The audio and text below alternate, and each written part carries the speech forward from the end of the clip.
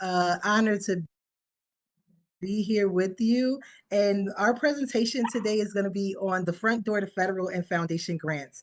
Now, this is going to be a chat intensive, I would say, engagement because I really want to be able to capture some of the thoughts and perceptions and ideas that are currently existing so that following this presentation, we can then analyze how to further support you as a collective group and or in one-on-one sessions. For this presentation, I will also take off my camera because sometimes I need to lean in to read, and I don't want the glare from my glasses to disturb the learning. And Nagisa, if you could just keep me posted on how the chat is going, and I'll look in the chat as I go along. Thank you. Yes, absolutely. Thank you. So this is the journey we're going to go on today. Introductions. Who do you think you are? Who can you prove you are? Two funds diverged in the woods. Federal grants, foundation grants, the who's who of foundation funding. What do you bring to the table and what now? So please take a moment and type in the chat your name, organization, and one word to describe the grant writing process.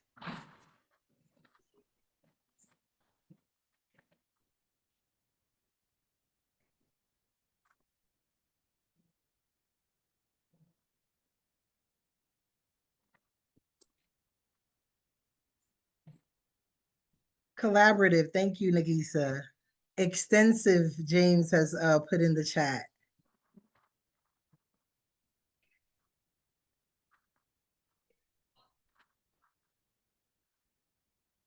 Collaborative, perpetual, thank you, Janine. Metrics, uncertain and complex. All of these are excellent descriptions of the grant writing process. And I'm glad that you're able to just express this because I think that oftentimes there is multiple perceptions that exist within the grant writing world and even acquiring funding that has to be shared in order for us to really come together and support each other how we need to be supported. So when I look at someone and it says uncertain and complex, very much so, especially in the climate of funding that we're in now, where things are very uncertain. Some things are no longer being funded, and other things are being brought to the forefront in funding.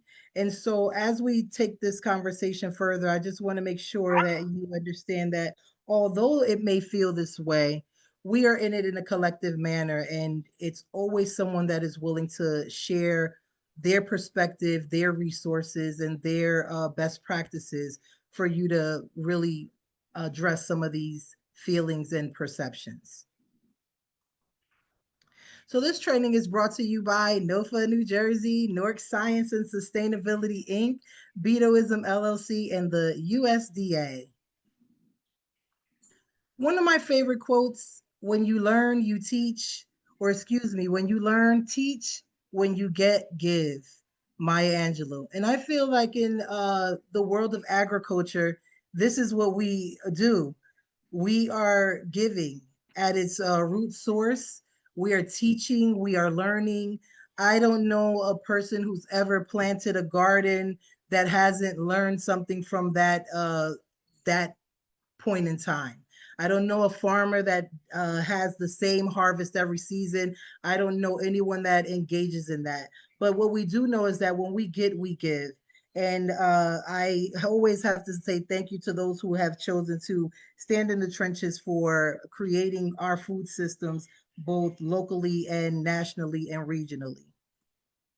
So who am I? I'm Dr. Jacqueline Bido, veteran of the fine United States Navy, veteran of two war, active duty war and presentations, I would say. Operation Iraqi Freedom, Operation Enduring Freedom. I was IT for the Navy.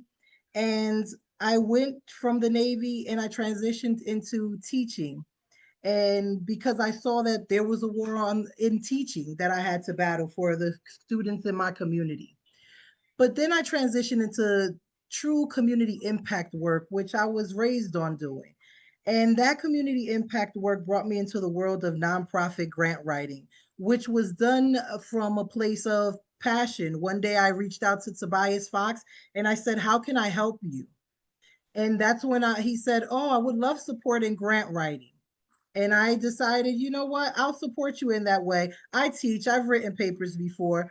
And so I wrote my first grant for Newark Science and Sustainability Inc. in 2013. And we won. It was a green thumb grant for $3,000. 1,500 was actual physical dollars, and the other was equipment. And we felt like we were millionaires winning $3,000 in funds and equipment. And so I share that story with you because as you journey this landscape of federal funding, local, state, and national opportunities, I will say that you have to take time to enjoy those small victories. Every grant that you win, every dollar that goes to your organization is really transitioning from your organization's mission to the people that need it the most. And so I ask you this question, and I would like you to drop this in the chat. Who do you think you are? Take a moment and reflect on who do you think you are as an organization. And in the chat, type one statement to describe your organization. So an example of this, we are community change makers. And I'll give you a moment to share that in the chat.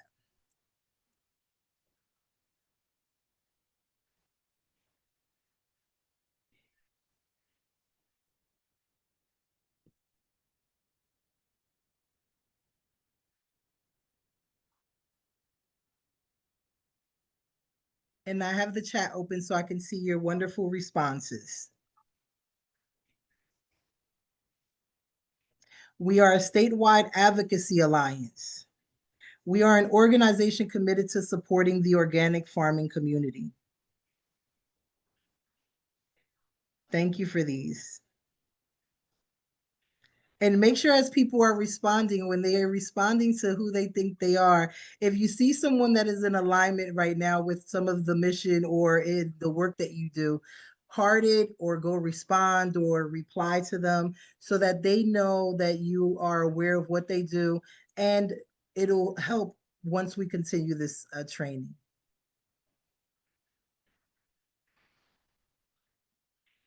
Anyone else, who do you think you are as an organization?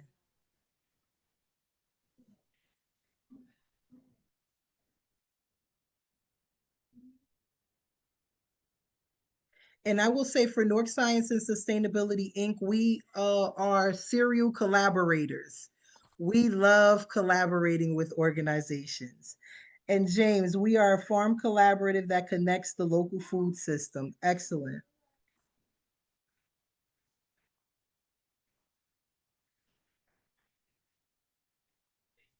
Now, who can you prove you are? Proof in the world of grants comes from the following: impact. Can you prove your impact? What are you really doing on the ground? Like, what is your impact? Programming. Can you prove that your programming works? Is your programming inclusive? Is your programming doing the things that it is designed to do? Data. Does your data prove who you are? Are you is the fiscal responsibility of your organization proving who you are? Especially in federal grants and in all grants, fiscal responsibility is a major way to prove who you are when somebody trusts you with the dollars they have uh, allotted to your program and your organization. Consistency proves who you are. Are you an organization that does one thing today and has another mission tomorrow? Sustainability. Is your organization sustainable to prove who you are? How long have you been around? Are your practices sustainable?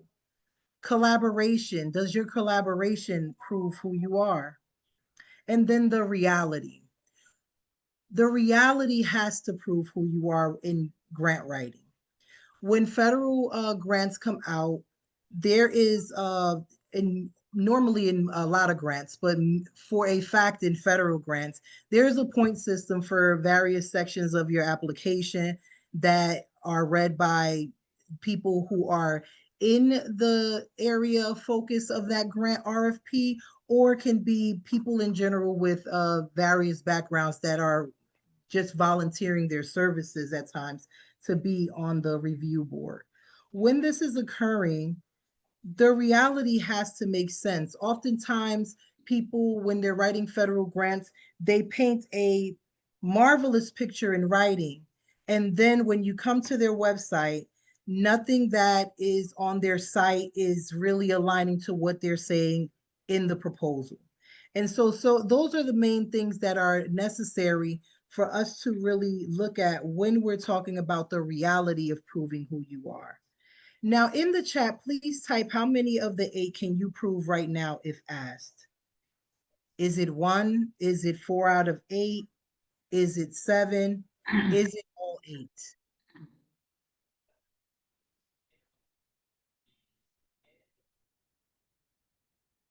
No for New Jersey, 6 out of 7.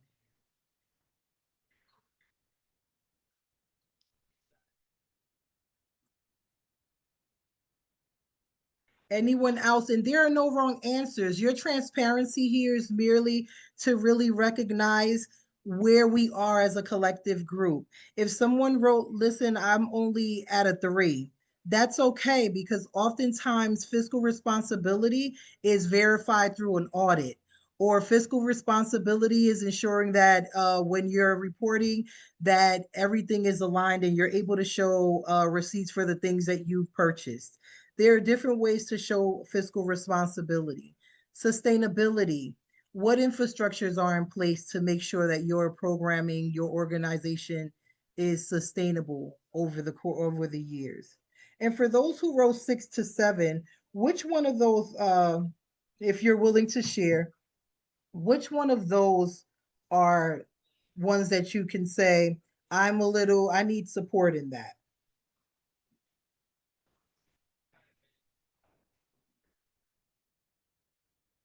NOFA New Jersey has been around since 1985. We issue public 990s. We love collaboration. Excellent. 6 is tough to prove. Oh, I like it. For some orgs, not all.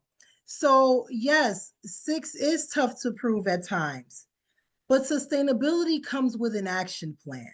How are you sitting your team down to discuss what does it truly take to sustain our organization? Oftentimes, through my interaction with both local and national organizations, we see that we are oftentimes not having realistic conversations about what it costs, what's the time that it takes to really bring these amazing programs to life. And oftentimes this lack of reality in sustainability, when we don't have those transparent, honest discussion, leads to executive leadership burnout, lack of staff, and high attrition in nonprofit organizations. And thank you for sharing that. And Sandy is saying more of a comment, but I have found it challenging to get supporting data that is representative to goals of the grant versus broader scope as I'm trying to grow programs in a new direction. So when we talk about those types of challenges about uh, the data, oftentimes people feel like you need this grand data. Data comes in various forms. You can have a cohort of people who have attended your sessions and do qualitative data collection where you're getting live feedback from people. When they're telling you this was the best part of this was something that I felt like we needed to do better on. You can then cite those things and have funders come and speak to those very same people and state, why is this program important? What life-changing impact did this have on you? recently we received a message from one of our CSA participants, and it was one of our seniors. And the message that she sent, Tobias Fox, was, the Garden of Hope has provided us faith, hope, and charity. And I look forward to picking up my food products every week, because for some of us, this is all we will have. And so I thank you and your staff and everyone for all that you do. And I'll see you next week. Now, to some, that may not be a lot, but to a funder, when I go and repeat that story, it shows firsthand the impact that our CSA is having on one human being who decided to give that feedback. And so, what I would say to you is that start amplifying those stories, start amplifying the little accomplishments, the small successes, in order to then write those in, because those matter to people, especially when they're reading, when you can bring the real person to life in your impact. I hope that helps direct that concern. Yeah, Jacqueline, I was going to say something about that too. Like when I Excellent. think about the impact and programming, I mean, NOFA New Jersey has so many programs and so many events. But like, let's use this grant as an example. The grant that is funding this session, what I couldn't prove from last year's sessions was how many people actually applied for a grant after the session. So this year, our goal is really to get people to reach back out to us to partner and write grants, because otherwise, it really, as much as I would like to think it has an impact, it doesn't really have an impact if people don't write and win grants. So. Yes, no, and thank you for that. And so I'm hoping that as you go along, we're demystifying this grant writing process for everyone, because we know it's challenging at times. We are all collectively battling this funding and the consistency of funding, and the reinventing how we engage with partnerships, and making sure like there is alignment in how do we build growth into those partnerships that transcend a single funding source. And so, two funds diversion in the woods. In the chat, please type what are some of the perceptions of federal grants and what are some of the perceptions of foundation grants. And thank you for your participation in the chat. I know there's a lot of multitasking going on today, but I really appreciate your perspective and your comments.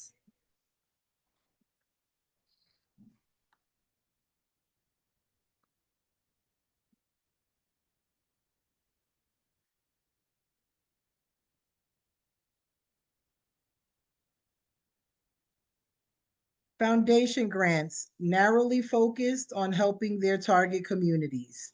Federal, complicated, lots of rules and lots of staff disruptions. Federal grants, lots and lots of paperwork. Federal, challenging to apply for, the application themselves are tough, require skill and experience. Federal equals lots of paperwork. Foundation equals easier to navigate. Jason, still new to the process. Thank you for that. So, yes, all of those perceptions are true to an extent. And let's discuss what federal grants look like. So, federal government grants draw from US federal tax revenue and budget allocations. I'll always love giving a definition for something. They do not offer free, quote, free money to individuals or businesses, only loans and social welfare benefits.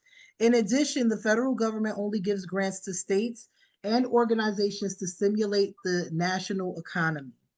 And so a lot of what you're dealing with when you're thinking about federal grants is what's a possible national impact that we can have, even in from a local or national lens.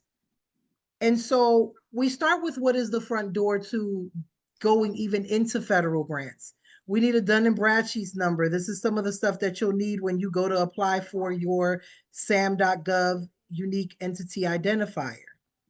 So that SAM.gov, or excuse me, that System of Awards Management SAM unique identifier, I would align it to describing that as your organization's social security number for this government grant process.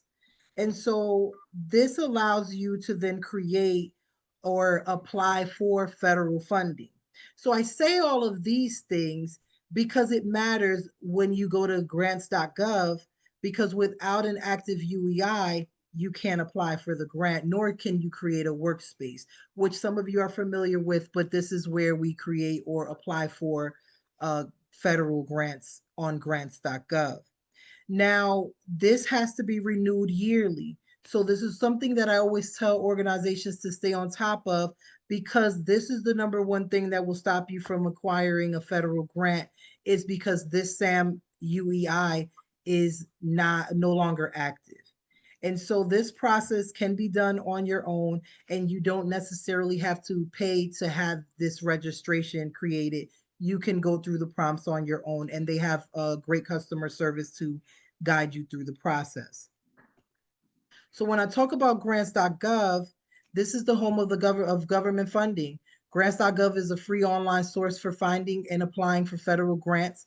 It provides access to more than 1,000 federal grant programs with approximately 500 billion in awards annually. So this is what this looks like on grants.gov. There's a basic search criteria, and I put in urban agriculture because that's something that I deal with personally on a regular basis. And so when I put in the urban agriculture, it populated 124 posted grant opportunities, some with a close date of 8/1, and it varies throughout until it becomes a closed or archived posting, and there are also forecasted ones. So I share this with you because this is part of the federal funding process, searching. But it is necessary that when we look for funding, we look at it from a wide lens so that we increase the number of grants we can apply for. This also allows for your organization to see what programming can be developed to increase funding opportunities in alignment with areas of focus that are outside of your traditional ones. So when you look at this graph here, the reason why I created this is because I would like you to visually see what this looks like when I search for urban agriculture. Great, that's my thing. Love it. You'll find grants that are for urban agriculture. But then imagine what it looks like if you started thinking about, what does urban agriculture look like from a scientific perspective? What does it look like from technology integration, education, health, construction, community development, maternal health? While I said health, we can always drill down to maternal health, different criterias that will then be aligned to programmatic offering. Because when we think about nutrition, we can definitely align it to health and what healthcare institutions are available. Workforce development, what programming can you develop that will become training for future farmers, future urban agriculturalists? Certifications, careers, university majors. How do we collaborate with universities that have departments that are now focused on agriculture as a major, on the integration of technology in agriculture as a major? How do we integrate youth within urban agriculture? So imagine for a second your organization and reflect on it. What in these on all of these categories can you then start shifting how you look at programmatic development for federal funding and all funding across the board? Any thoughts on that? And you can put it in the chat.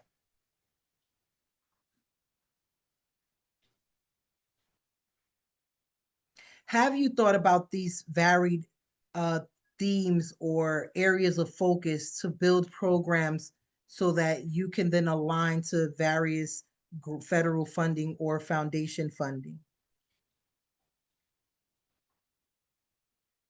And you can just drop your thoughts in the chat.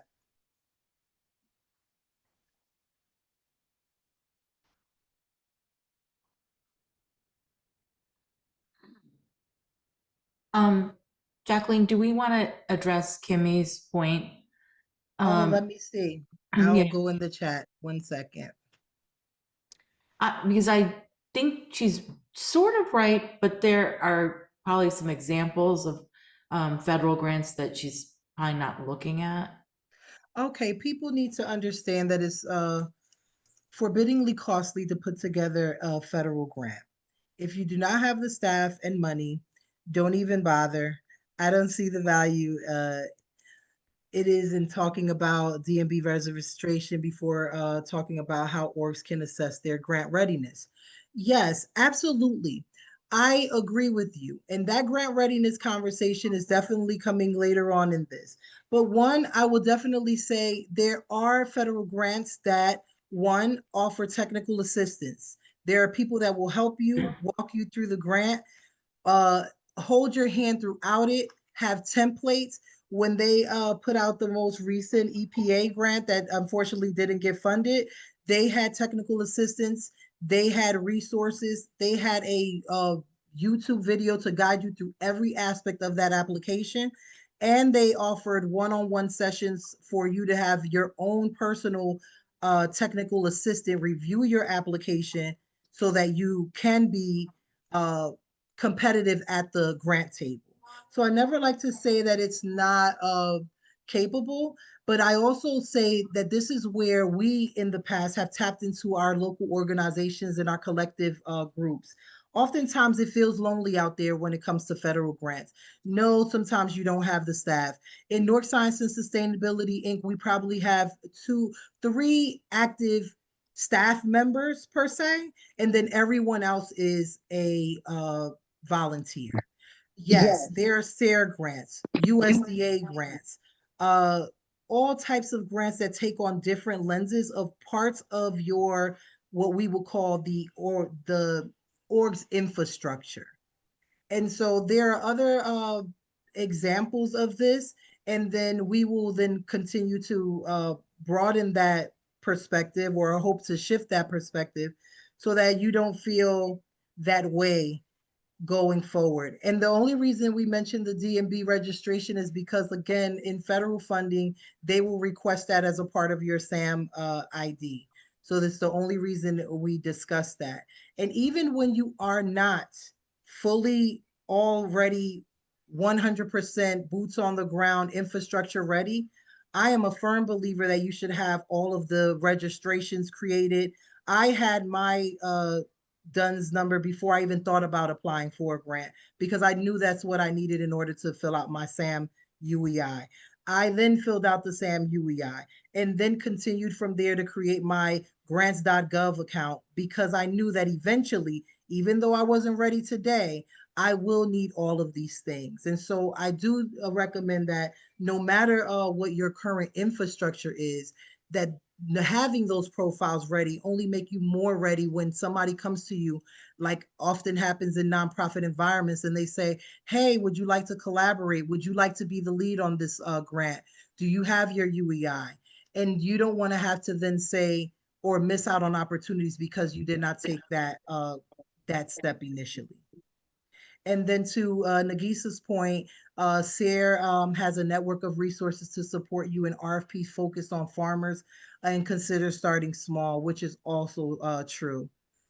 Let me see here, Brandon. Have done in the previous and non-agriculture related organizations FDP, excuse me, FPDS and SAM.gov reverse look of, to do a general overview of the general environment and its directional evolution. Thank you for that input.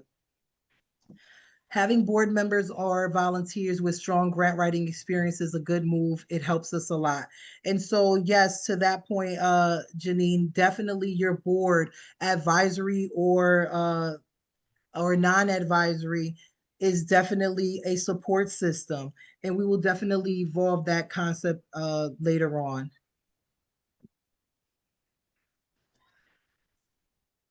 Yes, and we will be discussing that shortly. Thank you, Kimmy. We're right on the same vein. So, foundation grants, private and public foundations and charities. Excuse me, let me go back to that screen.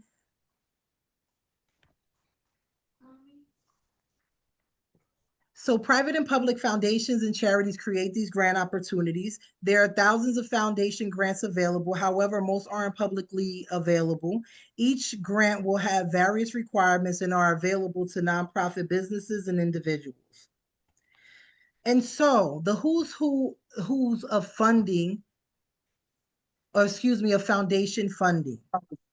According to Instrumental, there are currently 8,500 foundations in New Jersey with 176 billion in total assets.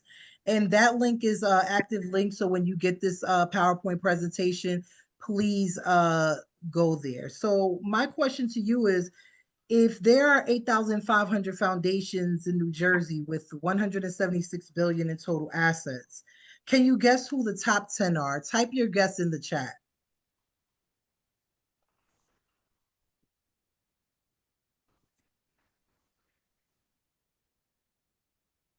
Any top 10 thoughts on who is on the top 10 for New Jersey foundations?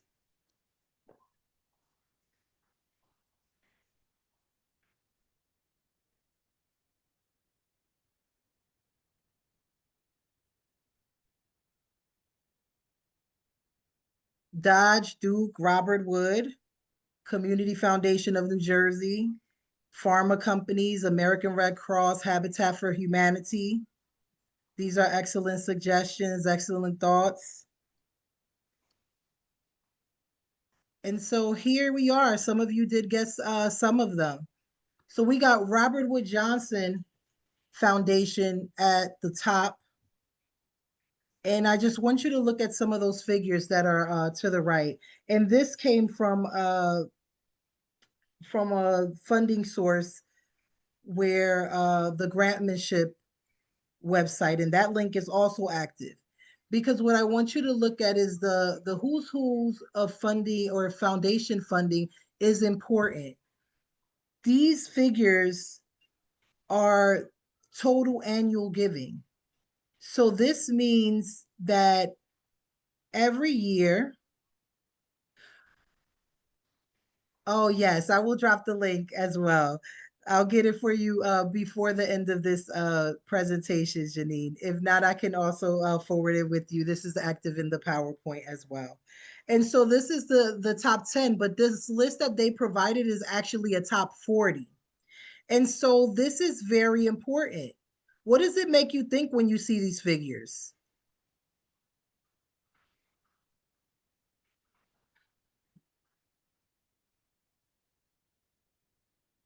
Yes, would be good to see some veterans. There's a lot of money out there. Yes. How much go to salaries? And this is their giving. This isn't this is what they give in grants. This is the grants total of giving. Why don't we see more of those logos on projects in the food and agriculture space? Well, we may. It's forthcoming. As a veteran, I'm hoping to change the game. Excellent, Jason. I'm a veteran, and there are a lot of veteran organizations, especially farming organizations for veterans that we can connect you with, and just a collective of people that are out there to really play a role in bringing veterans into this arena of farming and continuously bringing them into this arena of farming for many reasons, not just the harvesting of food, but also when we talk about mental health for veterans as well. What are these orgs' priorities? How often do they change? Excellent, excellent questions to ponder. And so when we look at those organizations, one, we need to ask those questions and ponder those things that you just pondered, because it helps us then talk about what do you bring to the table. So I want you to keep that who's uh, in your mind, but then I want you to go back to your organization, similar to what Kimmy was speaking of earlier. We must know our mission. When we come to the table, we have to know who we are. Oftentimes, I've been in collaboration with organizations that their mission changes as the funding changes. And while I can understand needing to redirect, there are certain what we would call signature programming that has to become staple to your organization, even if you take on different initiatives, different programs. It doesn't stop you from having a diversified offering, but it's necessary for us to understand our mission and how we show up with our mission to the table. Then there's data. Data is the data we collect and think about collecting even before we put the program out. Oftentimes, we create programs and the data is left to whenever we decide to collect it because we have to report on it and we have to give information. Data should be at the forefront of your programmatic uh, development, conversation, creation. Data that's already existing from other researchers that have already looked at what the landscape is in your community, and data that you want to collect to show the picture of your organization. What does that look like?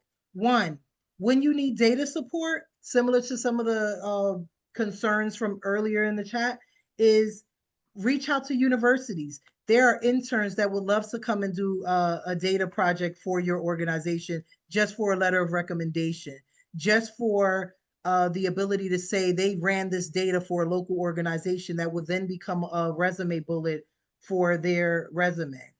These are the ways that you can tap into your community and even request data from other organizations who have a similar mission, who have done landscape analysis of your community. So the work is not always that you have to start from scratch. You have to tap into your network. There's research.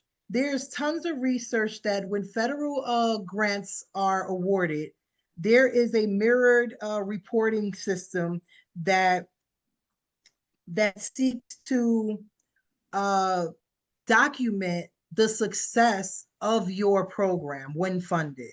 So when we were awarded a grant at Newark Sciences Sustainability, one report was strictly the fiscal oversight of the grant, and then another report which was uploaded in another platform where it was open to the public resource. We had to literally write what the journey was and the need, and really analyze in a report what were the successes, challenges, and how that program actually manifested and what was brought to fruition, so that other people can tap into it with similar community profiles and replicate what we've done. When you're looking at how do you what to bring to the table, bring your model programming. I always tell people that you can be similar but you're never the same. So there's something about your programming that becomes your niche, your thing that you do, the way that you research. Everything you do you should amplify in a model, or understand that your programming can be replicated, and think in that manner. Educate, create resources in that manner, that when you establish this pilot program, how does someone implement this from the ground up?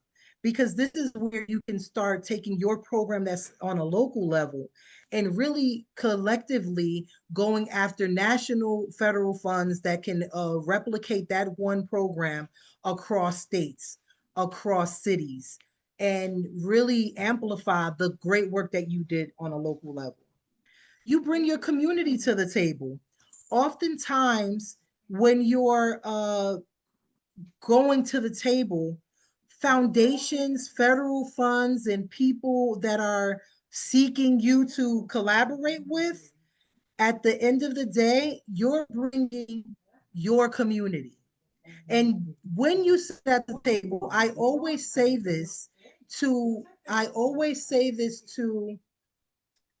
anybody that I sit at a table and I sit across and I coach. I let them know we are standing in the vein of our people. And when we go to those tables, it is not to sacrifice those people to get funding. It is to gain funding so we can amplify those needs of the people and then empower our community to become locally sustainable in food systems, in regions, in a state. Because I always say, had the pandemic decided, or when the pandemic broke, if they decided to block not just international travel, if they said you couldn't cross the state, what could we do? If they said we couldn't cross city lines, what will we do to access food, resources, things of that nature? And so we want to be able to build this local infrastructure where our community is thriving, not because we want to keep them in a need. It's because we want to amplify the ability that our communities can be successful and we can create these cohesive ecosystems of support. Then we come with your impact to the table. There's the accomplishments that you have done prior to coming to a table to discuss partnership and collaboration, and the impact that you do on a daily basis that has to be amplified and you come to the table with. Oftentimes, we don't toot our own horns enough. When we don't toot our horns and we wait for someone to acknowledge, what happens is that we are waiting and waiting and waiting, and sometimes that acknowledgement never comes. But guess what you do? You amplify the work. You do it yourself. You put out an article on LinkedIn. You put out information. You put out a resource. How to use the resource. Why is this important in your community? What has changed? What's a day in the life of a farmer? Make these postings, these things, because when you go back to start packaging your proposal, this is nothing new for you. The proposal is who you are, how we started. Who do you think you are? Is who you can prove you are. That's how you win federal grants. That's how you win foundation grants, local grants. It's being able to show up with who you are. And when you don't have the data, I'm new. This is a pilot program. I've never done it. Collaborate with organizations who have. And collaboration doesn't necessarily mean they have to come and do the work. Collaboration means that you write them in a way where they are coaching you. They are helping train your staff. They are doing train the trainer models where a funder can then see, wow, they don't have the experience, but they're partnering with a national organization that has done this for years. Or they're partnering with a local organization like NOFA, New Jersey. We already seen the date stamp that has done this for decades. And so when we do that, we show up at the table with our impact. Any thoughts on that?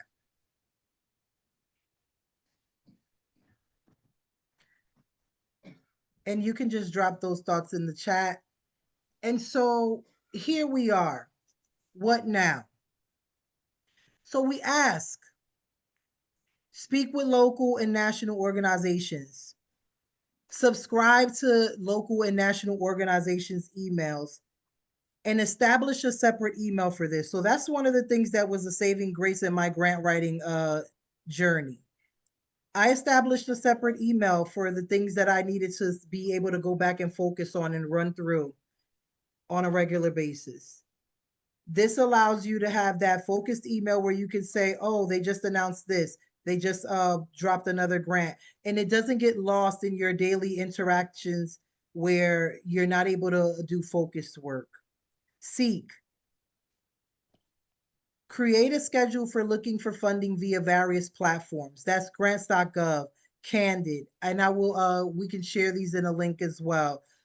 Just a host of various platforms that exist out there. Instrumental, tapping into those foundations that we listed before. Review emails from organizations you have subscribed to on a weekly basis. This is where you have to do that focus work. If this is not a habit, this is where that has to start for you, your staff, your team members, the person that chairs your board. When are they doing this email review? When are they seeking these grant opportunities? Because that can come from folks who email you and say, hey, I think this aligns with you, or that comes from you actually doing the due diligence of searching. Then we knock, set up meetings with the local and national organizations. And starts with an email, going to their website, reviewing if they align, really understanding why you're meeting, what's the opportunities that can come, where's the synergy at. And at minimum, you should be meeting or connecting with a new organization bi-weekly. So my question to you is, when was the last time you connected with a new organization? And you can drop that in the chat. Last month, last week, yesterday. When was the last time you connected with a new organization?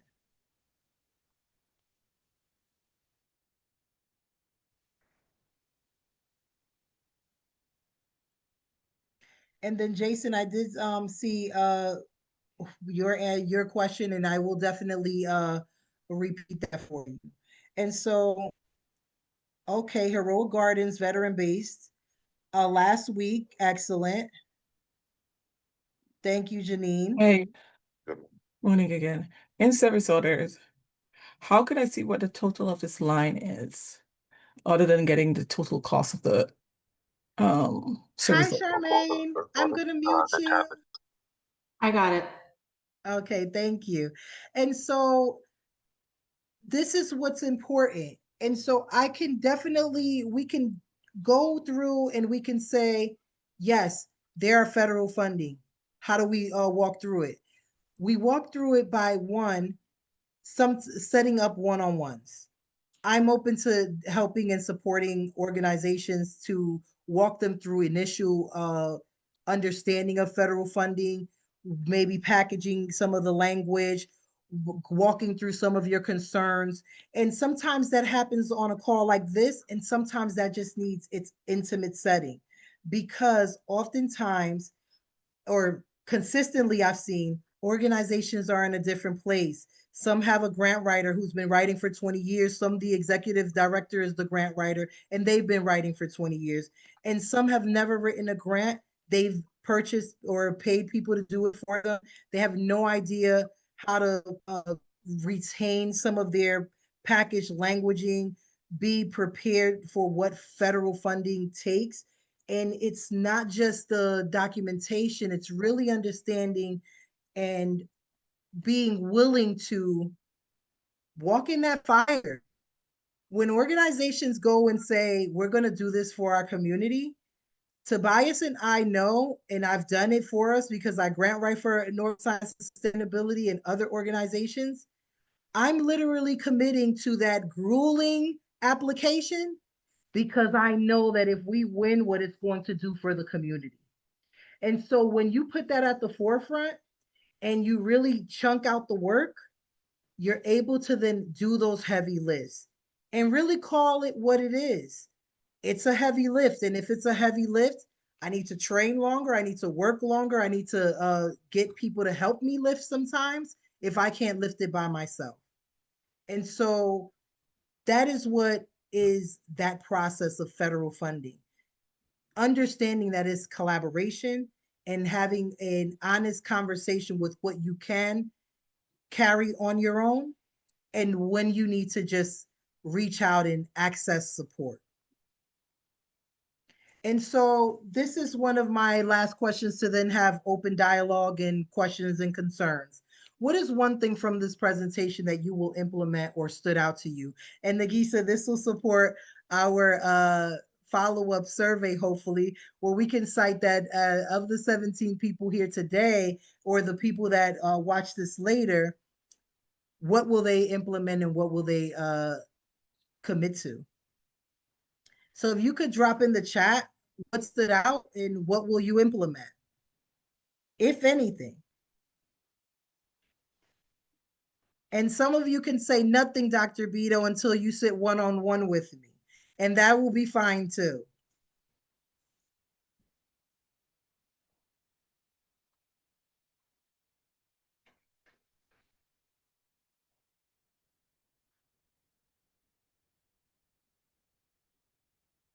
And you can drop that in the chat. Being consistent and continuing to do research on grant writing. Thank you, Jason. And Jason, there are a lot of resources out there, and we will definitely connect you with some, or please email me. I'll put up my slide next. Please email me or connect on LinkedIn. This will be an active link in that PowerPoint as well, where we can connect and we can share some of those things. And then the SARE application is coming out in the fall.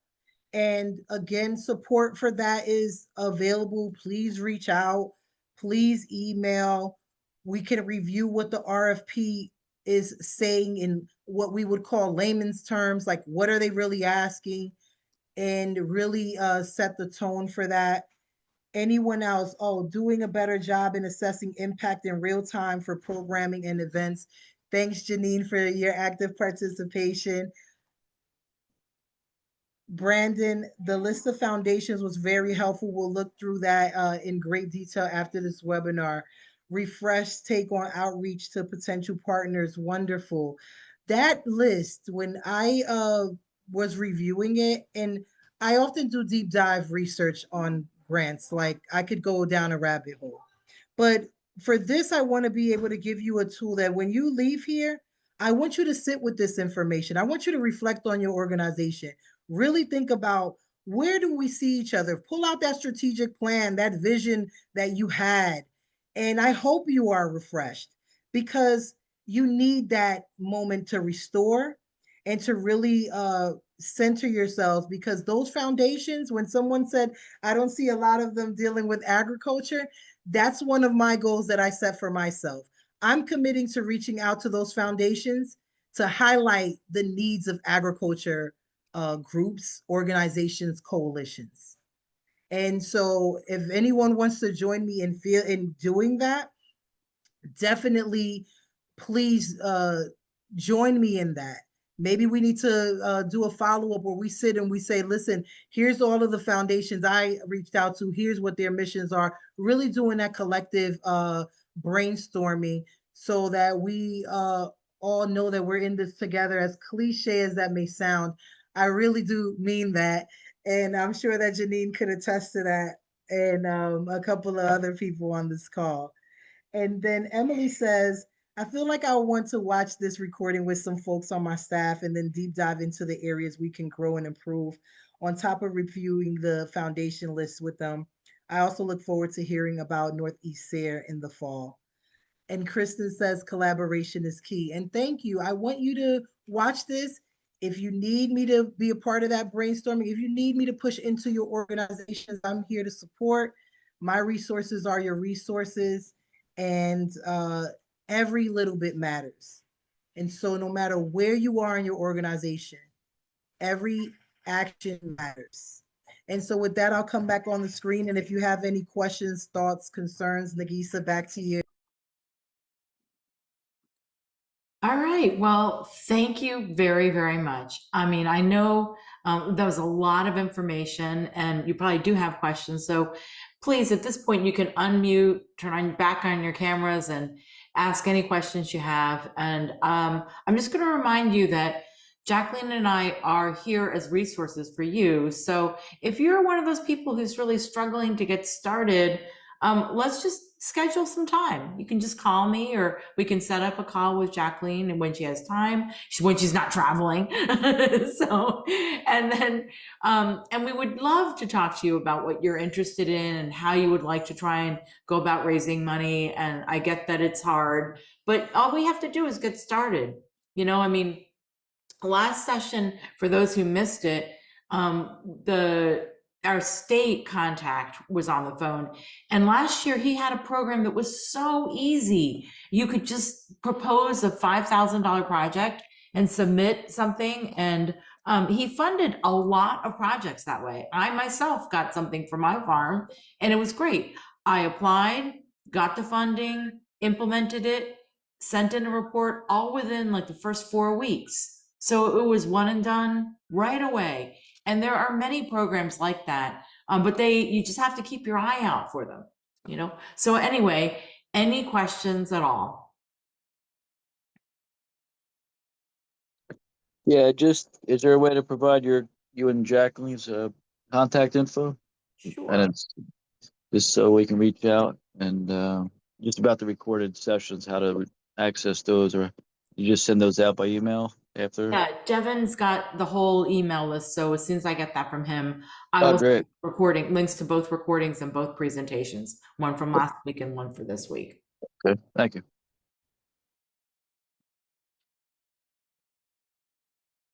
I'm just gonna maybe just say something about a relatively easy one. The Northeast SARE grants are targeted specifically at farmers. So they are not nearly so onerous as a regular federal grant that you find on grants.gov. So basically all the instructions that were provided last week by Billy are important for that too. And Bido also said the same thing. All you have to do is read the request for proposals and follow the instructions in detail. You know, don't skip any steps in the directions. So if you do that and can come up with something that you're interested in learning about or researching as a group of farmers, not just one farmer, but they're looking for impact. So find 2 or 3 farmers who are interested in the same thing and you can apply together. And that one I feel is relatively straightforward. And it's one that I think that NOFA would love to support you all on. So that's an example of one. And I will start doing some outreach to recruit people who have similar interests. I'll give you another example. The Robert Wood Johnson Foundation currently has a grant call out, which I think is pretty interesting. It's very focused on health issues where healthy eating would be, I think, a very relevant topic. So, and that deadline isn't until October 15th. And that is an absolutely live, they're looking for they have 3 ambitious goals: economic inclusion for family well-being, equitable and accountable public health and healthcare systems, and healthy and equitable community conditions. And I think all 3 of those things can very much be addressed by urban ag, by many of the farming initiatives that you all are working on. So it's really just about how to frame the idea so that it supports what Robert Wood Foundation's objectives are. So those are just a couple. Where do we, I'm sorry, I was saying, where do we find that information about those?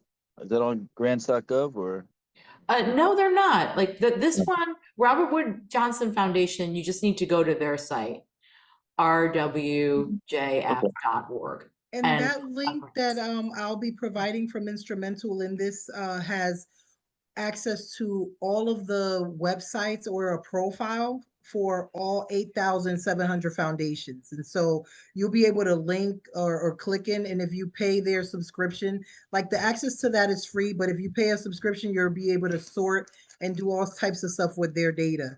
But even just the information that they offer, the profile view, is enough to then go to their linked website and find out some information.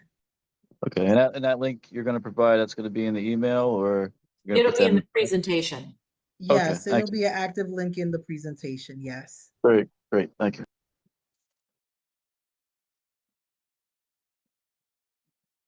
All right. Any other questions? We really do welcome them. We know this is hard work and it can be very discouraging to submit a grant after a lot of work and not get it. But don't give up. Just because the first one didn't go doesn't mean that the next one won't. Yes, and all I can tell people is apply, apply, apply, apply, apply. All they can say is yes, and the yes comes with work. Anytime you're denied a grant, there's no work. But when you are really having to do the work, I say that's when it gets good. And so apply and keep applying and keep asking people to support and collaborate. And we're here for you.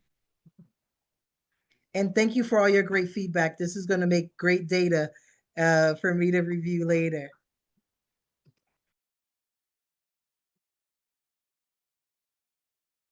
All right. Well, I think we might be done then. Look for your presentation and the links to the recording. Thank you very much for participating and have a great day. Enjoy the lovely weather. Thank you. Thank you. Take care. You too.